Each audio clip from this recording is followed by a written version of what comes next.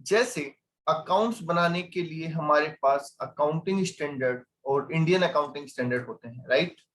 Financial account बनाने के लिए हमारे पास अकाउंटिंग स्टैंडर्ड और इंडियन अकाउंटिंग स्टैंडर्ड होते हैं क्या?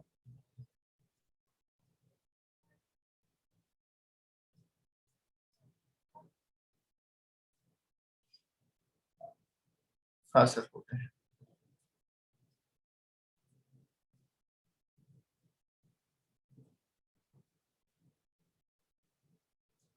ओके।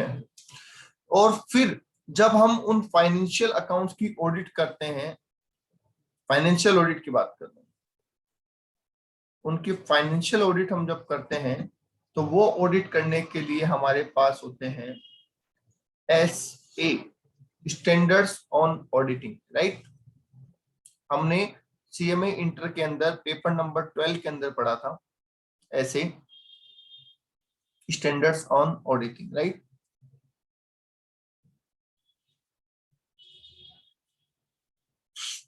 हाँ सर, ऐसे 200 पढ़ा था, है ना, 230 पढ़ा था, 500, है ना, बहुत सारे पढ़े थे। तो वैसे ही कोस्ट अकाउंटिंग में क्या चलता है सुनिए।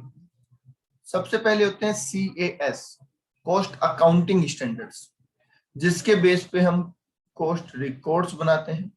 और जब इनकी कॉस्ट ऑडिट होती है तो वो ऑडिट किस बेस पे होगी? वो होगी CAS। यहाँ पे ए का मतलब ऑडिटिंग है, ठीक है। CAS कॉस्ट ऑडिटिंग स्टैंडर्ड्स काम में लिए जाते हैं, समझ गए।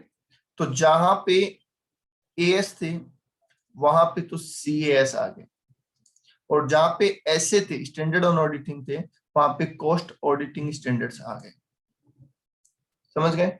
तो ये क्या चीज है, ये बात समझ गए आप?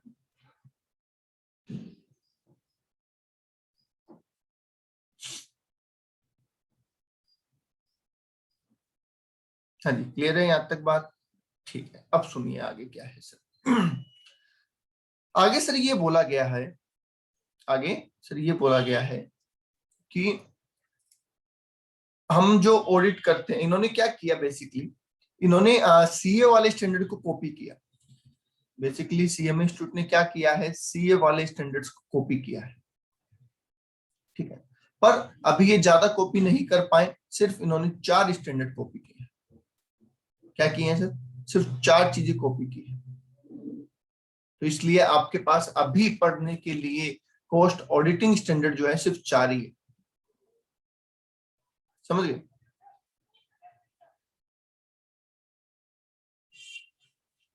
okay.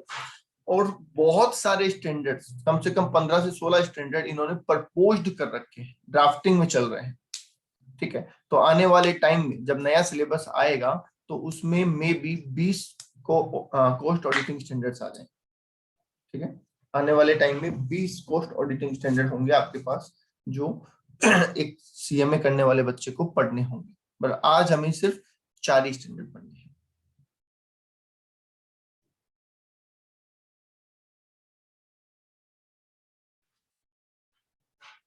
ठीक है। अब ये बनाता कौन है सर? तो इसके लिए भी एक बॉडी है, CAASB।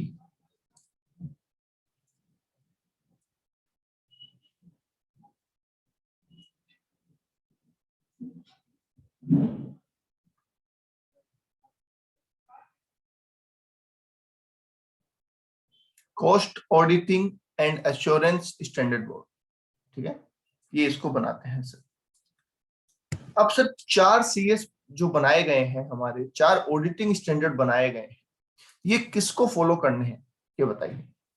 ये किसको फॉलो करने हैं, समझते जाओ एक एक पॉइंट। इसमें आप पढ़ने या रट्टा मारने वाली चीज कोई नहीं है, मैं आपको सिर्फ एक माइंड सेट बना रहा हूं आपका, तो वो आप मेरे साथ बोलते जाइए, काम हो जाएगा। बताइए, कॉस्ट ऑडिटिंग स्टैंडर्ड्स किसको फॉलो करने होते हैं सर?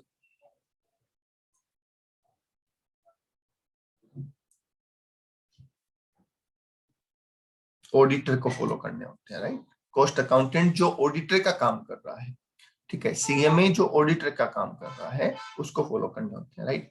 अकाउंटिंग स्टैंडर्ड अकाउंटेंट को फॉलो करने होते हैं, ठीक है। तो इसका मतलब सर ये जो स्टैंडर्ड है ये गाइड करते हैं, ये क्या करते हैं, गाइड करते हैं किस चीज के बारे में, कि भैया ऑडिट करनी कैसे है ये समझ लो, ऑडिट के दौरान तुम्हें क्या क्या चीजें ध्यान रखनी है ये बातें समझ, क्लियर है।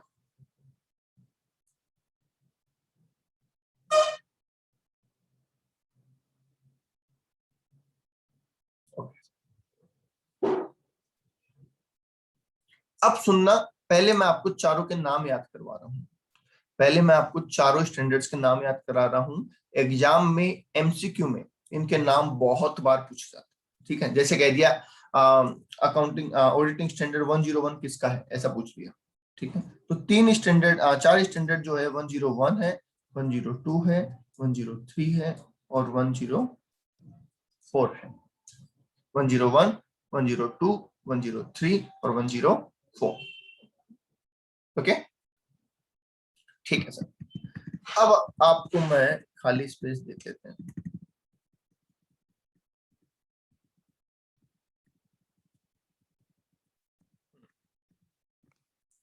अब मुझे आप चार एक्टिविटी बताइए। आप सब ऑडिट करने जाते हैं तो क्या सबसे पहले आप ऑडिट की प्लानिंग करते हैं, बताइए बताइए। जब आप किसी ऑर्गेनाइजेशन की ऑडिट करने जाएंगे तो क्या सर आप पहले प्लानिंग करेंगे, हाँ सर हम प्लानिंग करेंगे। ये प्लानिंग करने के लिए, ये प्लानिंग करने के लिए क्या आपको ऑर्गेनाइजेशन की जानकारी चाहिए होगी, जिस ऑर्गेनाइजेशन में आप जा रहे हैं क्या आपको उसकी जानकारी चाहिए होगी, कि वो ऑर्गेनाइजेशन कितनी बड़ी है, क्या उसका काम है, ठीक है, उसमें कितना उसका स्ट्रक्चर है, कैसा स्ट्रक्चर है, कितना टर्नओवर वगैरह कुछ बेसिक चीजें उसके आपको जाननी होगी, यस सर, ठीक है। तो आपको उसकी जानकारी लेनी है, तो आपने एंटिटी की जानकारी ली, जानकारी लेके आपने प्लानिंग की और प्लानिंग करके आप ऑडिट कर रहे हैं। क्या ऑडिट के दौरान आपको डॉक्यूमेंटेशन करना है, क्या ऑडिट के दौरान आपको डॉक्यूमेंटेशन करना है, हाँ सर ऑडिट के दौरान हमें डॉक्यूमेंटेशन करना है, ठीक है। अब जब आप प्लानिंग करके, अब जब आप प्लानिंग करके ऑडिट करने जा रहे होंगे तो क्या आपके माइंड में एक चीज होनी चाहिए कि मैं ऑडिट क्यों कर रहा हूं, ऑब्जेक्टिव ऑफ ऑडिट होना चाहिए कि मैं ऑडिट क्यों कर रहा हूं।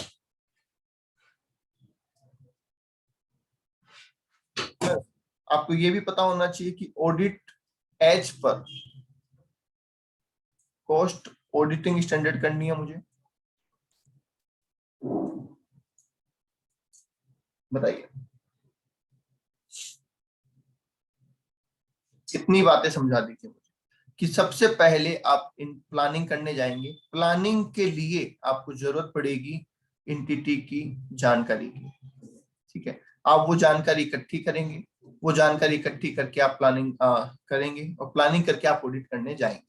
जब आप ऑडिट करने जाएंगे तो आपको ये पता होना होना चाहिए कि आपका ऑब्जेक्टिव क्या है और आप जो ऑडिट कर रहे हैं वो as per cost auditing standard तो कर रहे हैं, ठीक है, उनके हिसाब से आपको ऑडिट करनी है, ठीक है। और इंडिपेंडेंटली आपको काम करना है। चलो मैं एक चीज और जोड़ देता हूँ, इंडिपेंडेंटली आपको काम करना है और इस पूरे काम को करने के दौरान आप डॉक्यूमेंटेशन कलेक्ट करते रहेंगे, डॉक्यूमेंटेशन करते रहेंगे। बता दो एक बार, यहां तक क्लियर है क्या, तो सुनिए अब इनके नाम सुनिए सर। हमारा जो फर्स्ट CAS है दैट इज 1014 प्लानिंग, 101 किसके लिए है, प्लानिंग ऑफ ऑडिट के लिए, राइट। 102 इज फॉर डॉक्यूमेंटेशन, कि भैया जो भी ऑडिट करो ध्यान रखना उसका डॉक्यूमेंटेशन कर लेना। 103 जो कह रहा है वो कह रहा है कि आपकी ऑडिट जो आपने ऑब्जेक्टिव डिसाइड किया था उसके हिसाब से होनी चाहिए, इंडिपेंडेंटली होनी चाहिए और जो cost accounting standard auditing standard हम आपको दे रहे हैं चार, इन चारों के अकॉर्डिंग होनी चाहिए। ओके। और 104 किस बारे में बात कर रहा है सर? नॉलेज ऑफ एंटिटी, कि भैया तुम्हें एंटिटी का नॉलेज चाहिए तो ये लो एंटिटी का नॉलेज। बोलो जी, चारों के नाम याद हो जाएंगे।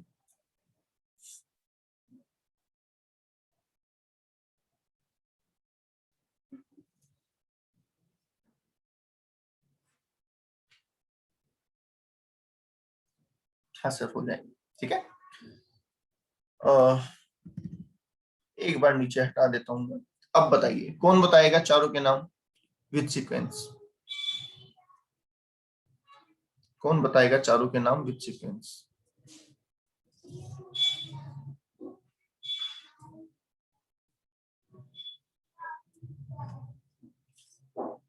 एक सेकेंड होल्ड कीजिएगा।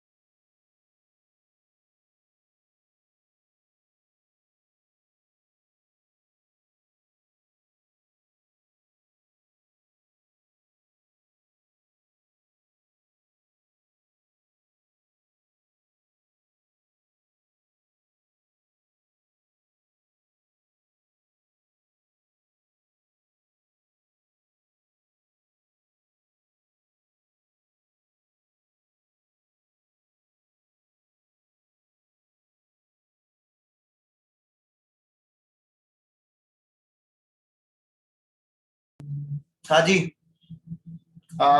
विकास ने बताया है समृद्धि ने बताया है एंड हेमंत ने बताया है। अंशु, ठीक है। हेमंत जी आपने थोड़ा सा उल्टा कर दिया है, थोड़ा गलत कर दिया आपने। समृद्धि प्लानिंग,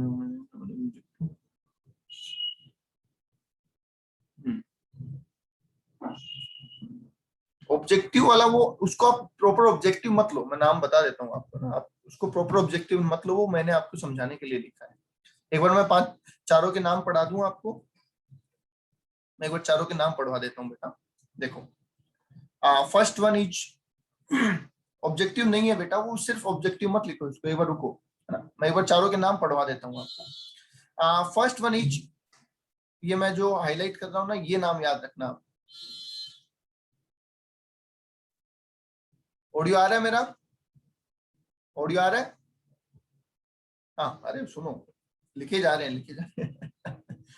ओके, प्लानिंग डॉक्यूमेंट, अरे बेटा इट्स नॉट ऑब्जेक्टिव ओनली, ठीक है, इंडिपेंडेंसी। हाँ देखिए सुनिए, फर्स्ट नाम है बेटा planning of an audit, first नाम is planning of an audit, ठीक है। Second is for cost audit documentation, ठीक है।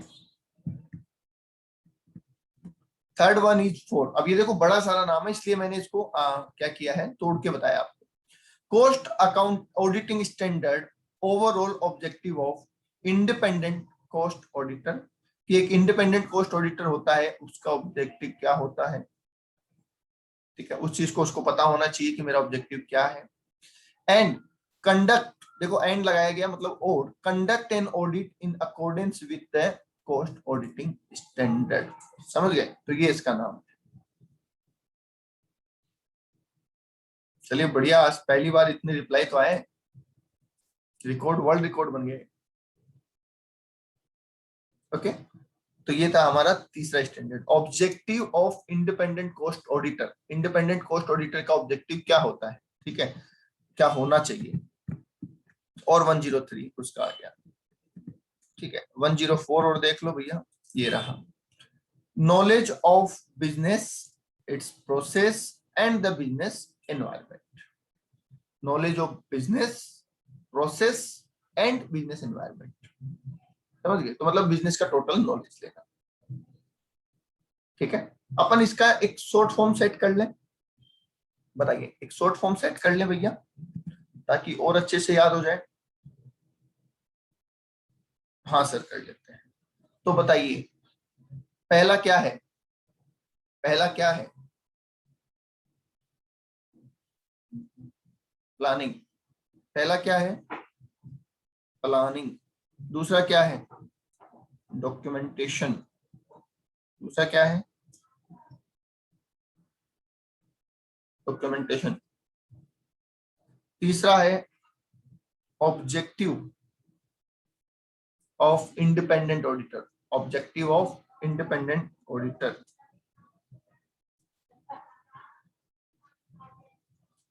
और next is knowledge of entity, knowledge of entity, PDOK, PDOK. हाँ जी, पीडीओके है, पीडी अग्रवाल सर। मतलब पीडी अग्रवाल सर ओके हैं, ऐसा बोले।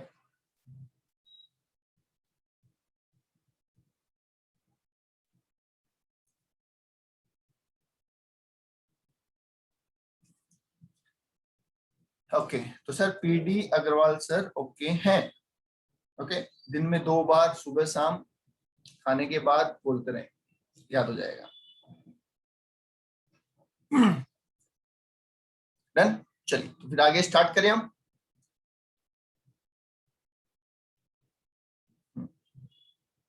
तो चलिए बेटा स्टार्ट कर रहे हैं, ध्यान से सुन लेना, पहला स्टैंडर्ड थोड़ा बहुत ज्यादा ध्यान से सुन लेना। पहला हमें बोल रहा है कि सर ये स्टैंडर्ड क्या बताना चाहता है, तो सर ये स्टैंडर्ड ये बताना चाहता है कि आप जो भी ऑडिट करें, आप जो भी ऑडिट करें उसको इस तरीके से करें कि आपका ओवरऑल ऑब्जेक्टिव जो है वो अचीव हो जाए। ओवरऑल ऑब्जेक्टिव क्या है, ओपिनियन देना, तो वो अचीव हो जाए और आप प्रॉपरली अपनी ओपिनियन दे सकें, इसके लिए सर ये स्टैंडर्ड्स हैं। तो planning of audit of cost statement, किसकी ऑडिट कर रहे हैं, कॉस्ट स्टेटमेंट की, रिकॉर्ड्स की और अदर रिलेटेड डॉक्यूमेंट की। It's considered necessary to ensure achievement of audit objective. बिना प्लानिंग के क्या ऑडिट ऑब्जेक्टिव अचीव हो सकता है, बताइए, क्या बिना प्लानिंग के ऑडिट ऑब्जेक्टिव अचीव हो सकता है, नहीं हो सकता। क्या बिना प्लानिंग के आप सीएमए बन सकते हैं, ईमानदारी से, है ना, ईमानदारी से अपनी बुक की कसम खा के कौन कौन बोलेगा कि आपने अभी तक अपनी प्लानिंग करी या नहीं करी, किस किसने प्लानिंग कर ली है और किस किसने प्लानिंग नहीं की है, बुक की कसम खा के।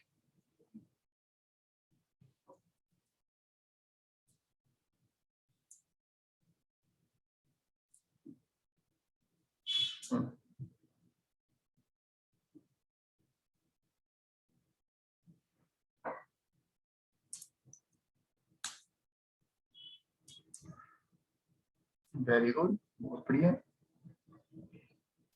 काफी लोगों ने प्लानिंग की है, वेरी गुड। और जिनका रिप्लाई नहीं आ रहा उन्होंने नहीं किया ना, जिनका रिप्लाई नहीं आ रहा उन्होंने नहीं की।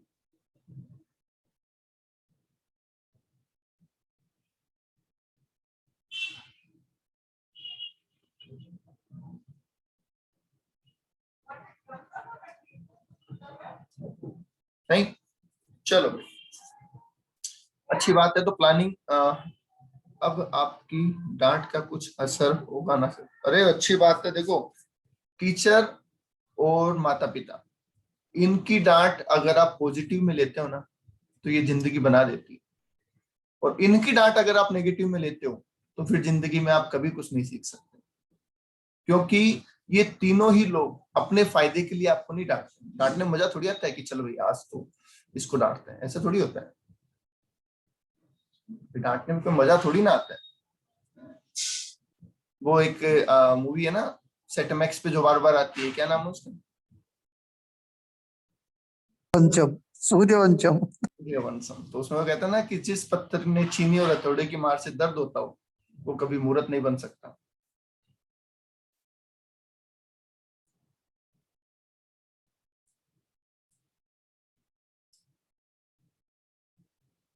समझ गए। और एक वो लाइन है ना कि आ, उसे जमाना क्या गिराएगा जिसको ठोकरों ने चलना सिखाया हो।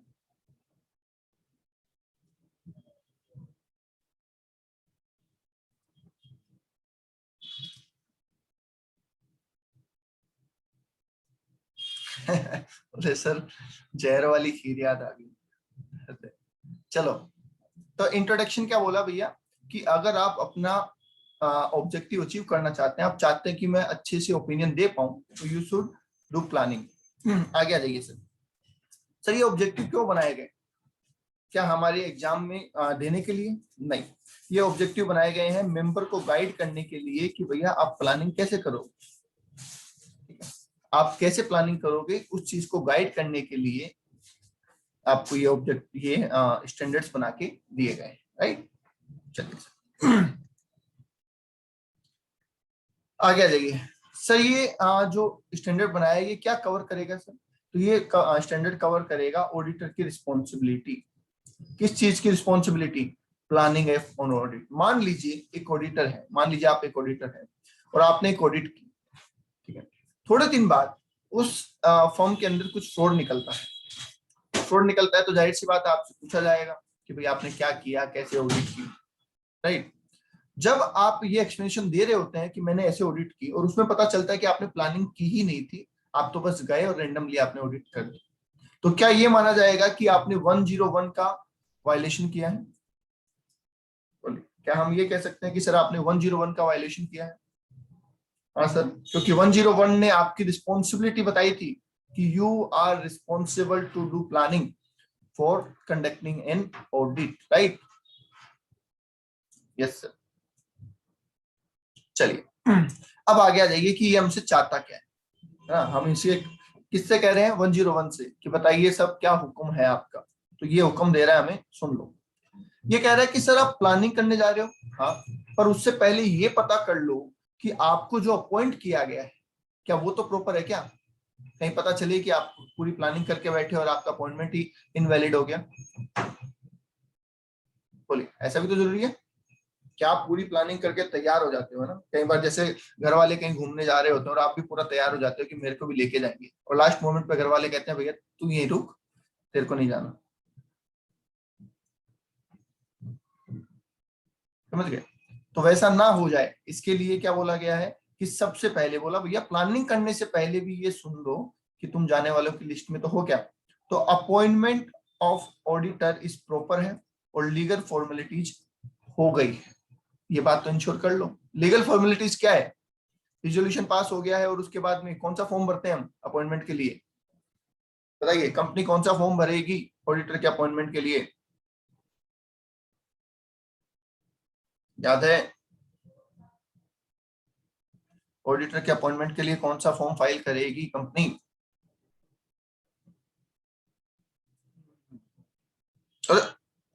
It's not financial auditor, it's cost auditor. बोले sir MGT9, no no no no, CRA1, no, AOC4।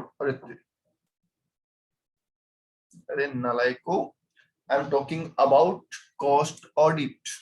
CRA3 मतलब बम बम बोले ही हो रहा है भाई साहब।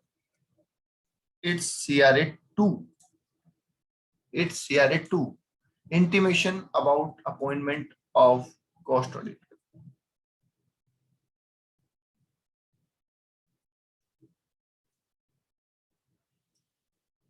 देखो सब पढ़ा हुआ है, सब भूल गए, गजनी हो गए सब। याद आ गया अब तो। CRA3 वालों, MGT9 वालों, AOC4 वालों, CRA1 वालों, याद आ गया।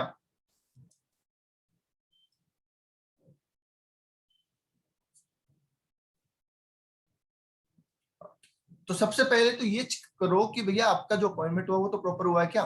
कहीं यही बेगानी शादी में अब्दुल्ला दीवाना होके घूम रहे हो। ठीक है। दूसरी बात, ethical requirement as per regulation continue to be satisfied. ये एथिकल रिक्वायरमेंट भी पढ़ी है क्या हमने, बताइए। क्या एथिकल रिक्वायरमेंट भी पढ़ी है हमने। Ethical requirement, yes sir, chapter number 4 professional ethics पढ़ा था। चैप्टर नंबर 4 पढ़ा था, यस, उसमें पढ़ी थी बहुत सारी रिक्वायरमेंट। तो वो भी आपको फॉलो करते रहना है, टू बी कंटिन्यू। ऐसा नहीं है एक बार कर लिया, करते ही रहना है। ठीक है कि सर अपॉइंटमेंट के टाइम पे तो हमने रिश्वत नहीं ली, अपॉइंटमेंट होने के बाद रिपोर्ट देते टाइम ले लें रिश्वत, क्योंकि उसमें तो ऐसा लिखा था कि सर आप है ना काम लेने के लिए रिश्वत नहीं लोगे।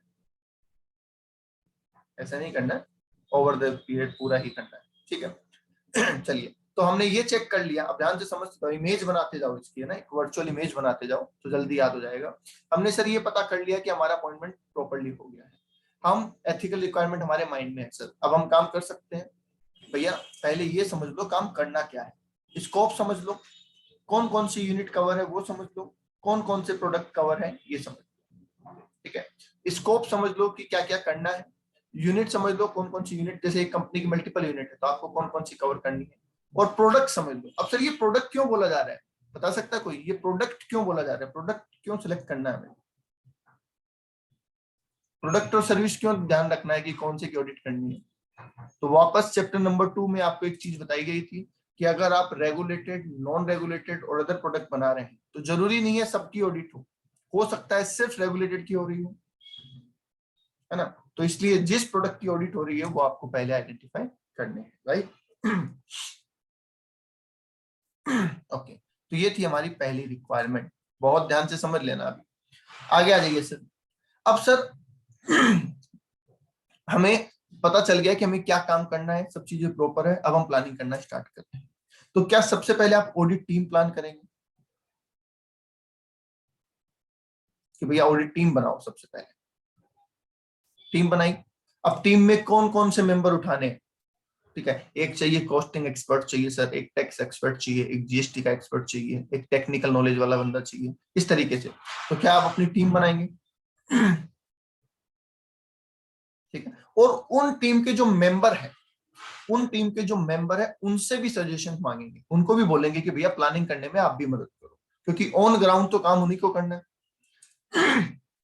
भाई, ऑन ग्राउंड तो काम उन्हीं को करना है ना। तो इसलिए उनके साथ भी आप क्या करेंगे, बैठ के प्लानिंग में उनको हिस्सा बनाएंगे।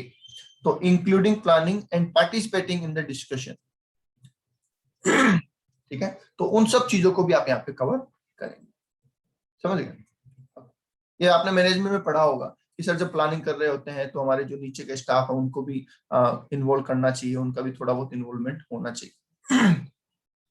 चलिए, अब आप ओवरऑल स्ट्रेटेजी बना लेंगे कि भैया ठीक है, समझ में आ गया, हमें ये चीजें करनी है, इस तरीके का इतना स्कोप लेना है, इतने टाइम में ऑडिट कंप्लीट करनी है और इस तरीके से ऑडिट करनी है। ये आपका ओवरऑल प्लान बन गया, ओवरऑल ऑडिट स्ट्रेटेजी, ठीक है। इस ओवरऑल ऑडिट स्ट्रेटेजी के बेस पे हम बनाते हैं क्या, ऑडिट प्रोग्राम, राइट। इस ओवरऑल ऑडिट स्ट्रेटेजी के बेस पे हम क्या बनाते हैं, ऑडिट प्रोग्राम बनाते हैं, राइट। हाँ सर। अब जब ये आप स्ट्रेटेजी बना रहे थे तो आपको किन फैक्टर का ध्यान रखना है, ये ध्यान रखना, ये शॉर्ट नोट आ सकता है, ठीक है, ये शॉर्ट नोट आ सकता है कि ओवरऑल ऑडिट स्ट्रेटेजी बनाते टाइम पे किन किन फैक्टर को आपको ध्यान में रखना चाहिए, ठीक है।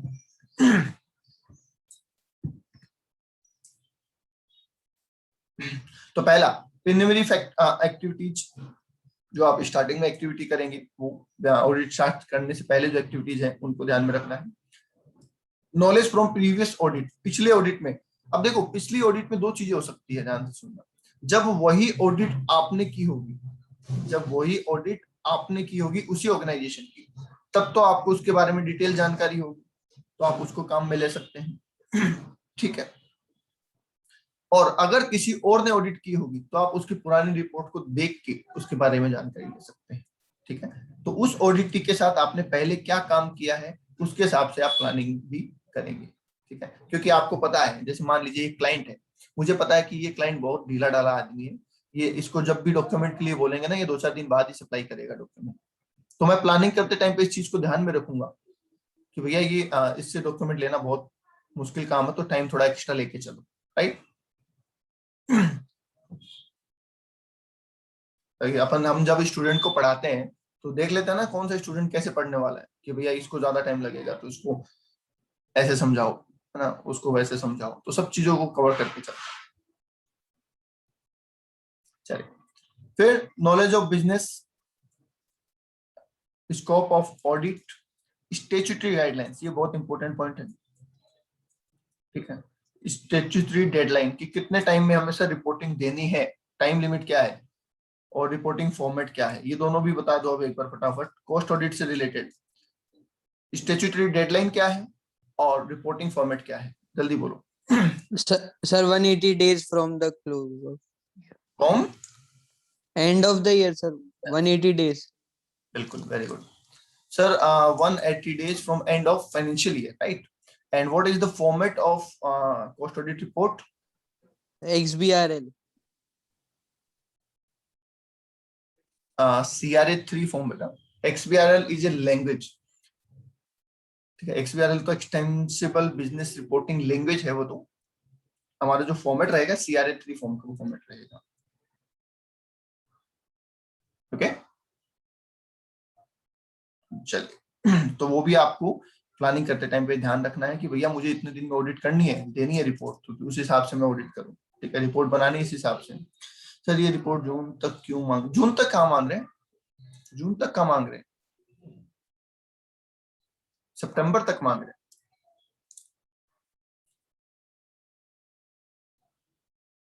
अच्छा, एज पर प्रोविजन नहीं, प्रैक्टिकली वो इसलिए मांगते हैं कि ये दूसरी ऑडिट में भी काम आती है ना, वो तो जल्दी इसलिए मांग लेते हैं क्योंकि ये क्या है, दूसरी ऑडिट्स में भी काम आती है। फाइनेंशियल ऑडिट होनी है, उसकी रिपोर्ट भी जानी है, तो ये उनमें भी काम आती है, इसलिए वो जनरली जल्दी मांग लेते हैं थोड़ी। ठीक है, स्टैट्यूटरी डेडलाइन जो है वो 180 दिन की है। Okay, NTE, nature time and extend, कितना कैसी हमें ऑडिट करनी है, कितने टाइम में करनी है और किस हद तक करनी है, और कितने हमें रिसोर्सेज रिक्वायर्ड रहेंगे, इन सब की जानकारी आपके माइंड में होगी तो आप प्रॉपर प्लानिंग कर पाएंगे, ओवरऑल स्ट्रेटेजी सेट कर पाएंगे। Is that clear? बोलिए, क्लियर है? Yes sir. आगे आ जाइए सर। अब आपने ओवरऑल स्ट्रेटेजी बनाई। ओवरऑल स्ट्रेटेजी का मतलब क्या होता है कि आपने ओवरऑल डिसाइड कर लिया मुझे क्या क्या करना है। अब आती है उसके डॉक्यूमेंटेशन करने की बारी। तो वहां पे लिखा है cost audit shall develop an audit plan. Auditor को क्या करना है सर? एक ऑडिट प्लान बनाना है। आपको याद होगा इंटर में 2 तरीके के प्लान पढ़ाए थे मैंने आपको, ऑडिट प्रोग्राम पढ़ाए थे 2 तरीके के। बता सकता है कोई? इंटर में 2 तरीके के ऑडिट प्रोग्राम पढ़े थे हमने। सर एक तो स्पेशल होता है और एक जर्नल होता है। Very good. Specific tailor made भी बोलते हैं उसको, जो किसी पर्टिकुलर क्लाइंट के लिए बनाया जाता है, और जनरल या स्टैंडर्ड प्लान होता है जो सभी के लिए काम में आता है, राइट? हाँ, तो अब ये बंदा प्लान बनाएगा सर, ठीक है। उस प्लान के अंदर क्या लिखा होगा? सारी बातें लिखी होगी कि हमें क्या क्या चेक करना है, कैसे कैसे चेक करना है, कौन से प्रोसीजर लगाने हैं वगैरह वगैरह, ये सारी बातें सर उसमें होगी। अब आ जाइए सर आगे।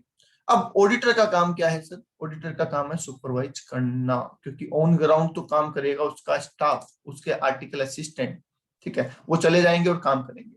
अब वो उससे डेली पूछेगा भैया आज कितना काम हुआ, फिर उसको मैच करेगा प्लान के अकॉर्डिंग कि जितना काम आज होना चाहिए था उतना हुआ या नहीं हुआ। वो सुपरविजन वो करता रहेगा टाइम टू टाइम, ठीक है। तो supervision of the audit team and review of their work, दोनों चीजें वो करते रहेंगे। रिव्यू ऑफ वर्क बहुत जरूरी है। देखो, रिव्यू ऑफ वर्क बहुत जरूरी है। सिर्फ ये देखना जरूरी नहीं है कि आपने काम किया या नहीं किया। जैसे मैंने आपसे पूछा कि भैया कल 2 क्वेश्चन होमवर्क के लिए दिए थे, कर लिए? आप कहेंगे हाँ सर कर लिए। आधे कहेंगे कर लिए, आधे नहीं कहेंगे, आधे रिप्लाई नहीं करेंगे, ठीक है। वो कहते हैं सर आप अज्यूम कर लो जो भी आपको करना है, ठीक है। अब जिन्होंने आधों ने कर लिए, क्या मुझे उनका आंसर भी देखना है? यस, आंसर देखना है सर, ठीक है। ऐसे तो पता नहीं क्या क्या कर दिया होगा। तो वो होता है रिव्यू ऑफ वर्क। काम किया, पहले पूछते हैं काम किया सर आज? बोला हाँ सर आज परचेज हमने चेक कर ली। प्लान में देखेंगे आज क्या होना चाहिए था, परचेज होनी चाहिए थी, चलो ठीक चल रहा है, मतलब परचेज आज करनी थी, इन्होंने कर ली। पर ये भी तो चेक करेंगे कि तुमने परचेज में किया क्या, वो तो दिखाओ। तो वो होता है रिव्यू ऑफ वर्क। क्लियर? ठीक है। अब हमें पता चलता है कि सब हमारा जो प्लान है वो थोड़ा सा गड़बड़ चल रहा है। कैसे गड़बड़ चल रहा है? कि जो परचेज ट्रांजेक्शन है, ध्यान से सुनना, परचेज ट्रांजेक्शन के लिए हमने कहा था कि 6 दिन में ये चेक हो जाएंगे, है ना। जो मटेरियल हमने परचेज किया है उसके ट्रांजेक्शन चेक कर रहे हैं और वो 6 दिन में चेक हो जाएंगे, और 8 दिन लग चुके हैं और अभी 2 दिन लगने बाकी है। जब आप एक्चुअल काम कर रहे थे तो आपको पता चला कि 8 दिन तो ऑलरेडी लग चुके हैं और 2 दिन अभी और लगेंगे। तो क्या आपको अपनी प्लानिंग को चेंज करना पड़ेगा, क्योंकि 4 दिन का लूप हो गया आपके पास। ओएमएस में पढ़ा है ना वो, क्या बोलते हैं उसको, PERT CPM, critical path management, पढ़ा ना? CPM, ऐसे। यस। तो अब आपके पास 4 दिन का लूप एक्स्ट्रा हो गया ना, 4 दिन एक्स्ट्रा लग गए। तो आपको क्या करना पड़ेगा? प्रोजेक्ट ड्यूरेशन बढ़ानी पड़ेगी, राइट?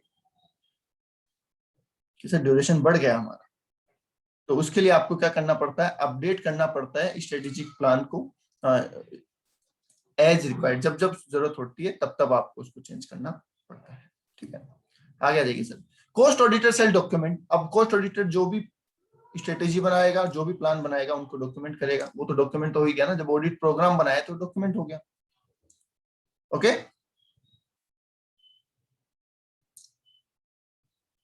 ठीक है सर।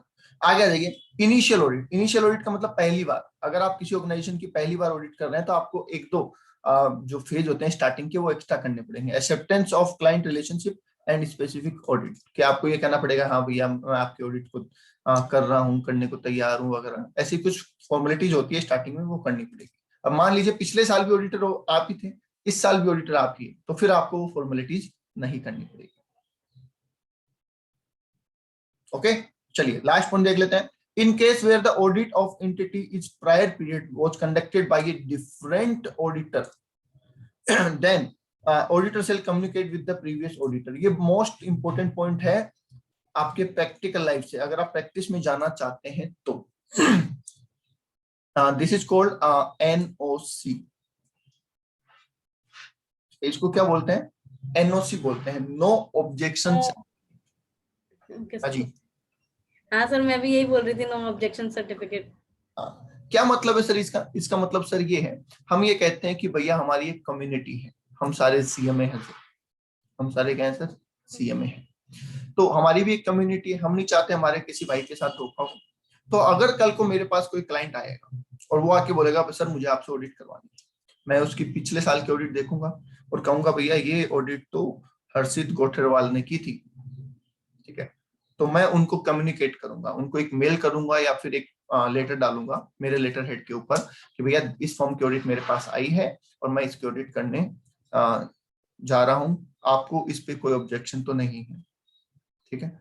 उनके पास लेटर पहुंचेगा, अब वो लेटर का रिप्लाई करेंगे कि हाँ सर मुझे ऑब्जेक्शन है या फिर नहीं है। नहीं है तो मैं ऑडिट एक्सेप्ट कर लूंगा, कोई दिक्कत नहीं है। और अगर वो कहेंगे सर कोई ऑब्जेक्शन नहीं है, हाँ है, क्या है? अब ऑब्जेक्शन क्या हो सकता है कि सर मेरी तो फीस बाकी है, क्लाइंट ने मेरी फीस ही नहीं दी, तो मैं उस क्लाइंट को फिर कहूंगा भैया पहले उसकी फीस दे के आ, फिर मैं तेरी ऑडिट करूंगा, उसकी फीस दिए बिना, क्योंकि कल तू मेरे साथ भी यही करेगा, इस साल मुझसे ऑडिट करवा लेगा, फिर यहाँ से ऑडिट ले जाएगा किसी तीसरे CMA से करवा लेगा, समझ गए? CA में भी होता है, बिल्कुल होता है, CA के अंदर भी होता है, डेफिनेटली होता है। इसकी रेस्पॉन्सिबिलिटी है ना अपनी होती है, मतलब क्लाइंट की होती है या नहीं, जो प्रैक्टिस में ये होगा CA उसकी होगी? CA की और CM मतलब प्रोफेशनल की होती है, क्योंकि आप अगर ऐसा कंपटीशन करने लग जाएंगे, वरना क्या होगा कि मेरे मान लीजिए हेमंत के पास कोई क्लाइंट है, मैं उसको लालच दूंगा फोन करके भाई तू आजा मेरे पास ऑडिट करवा लेंगे, है ना, वो कहेगा सर उसकी फीस मतलब उसकी फीस छोड़, ठीक है, तो आजा मेरे पास। तो वो चीज अगर होने लग गई ना, तो फिर अल्टीमेटली फायदा कौन उठाएगा? कंज्यूमर फायदा उठाएगा। जब आप आपस में लड़ोगे ना तो कंज्यूमर फायदा उठाएगा। जैसे अपन जाते हैं ना कि सर वो दुकान वाला तो 400 में दे रहा है भैया, आप 500 मान लो, झूठ में ही बोल देते हैं, वो दुकान वाला तो 600 में दे रहा था, झूठ में जाके बोल देते हैं कि भैया वो दुकान वाला तो 400 में दे रहा है, समझ गए? तो आपस में लड़ेंगे तो फायदा कस्टमर को होगा। तो इसलिए इंस्टीट्यूट ने कहा कि भैया आपस में मत लड़ो और एक दूसरे का हक मत मारो, अगर उसके साथ गलत हुआ है तो कल को आपके साथ भी हो सकता है, तो पहले आप क्लाइंट को कहो भैया उसका हिसाब क्लियर कर, फिर ही मैं तेरी ऑडिट करूंगा। तो इसलिए ये ड्यूटी प्रोफेशनल की है, ठीक है। अगर मेरे पास कोई ऑडिट आई और मैंने प्रीवियस ऑडिटर को कम्युनिकेट नहीं किया और उसने इंस्टीट्यूट में शिकायत कर दी, ठीक है, प्रैक्टिकल लाइफ में क्या होता है ऐसा करते नहीं है, पर मान लो उसने इंस्टीट्यूट में शिकायत कर दी कि सर मेरी फीस बाकी थी और इसने इस CA से ऑडिट करवा ली और उस CA ने मुझे कम्युनिकेशन भी नहीं किया, तो फिर हम प्रोफेशनल मिसकंडक्ट में चले जाएंगे, ठीक है। हम किस में चले जाएंगे सर? प्रोफेशनल मिसकंडक्ट में चले जाएंगे। क्लियर है?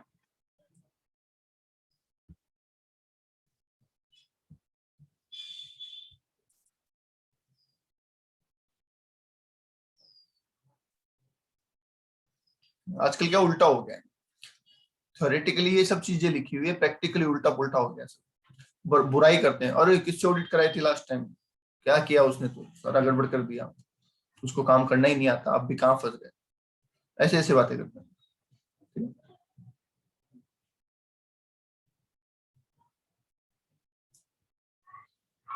चलिए, तो आज के लिए इतना ही, बाकी करेंगे कल। यहाँ तक किसी के कोई डाउट कोई शंका है तो बता दो। देखिए कोर्स अपना कोई बहुत ज्यादा नहीं है, थोड़ा सा कोर्स है, डोंट वरी, ठीक है। और बात इतनी याद रखें, जितना क्लास में पढ़ा दिया उतना आपके माइंड में फीडेड होना चाहिए, जितना पढ़ा दिया उतना माइंड में होना चाहिए, दैट्स इट,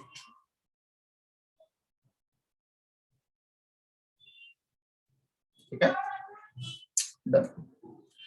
चलिए आज के लिए इतना ही, थैंक यू।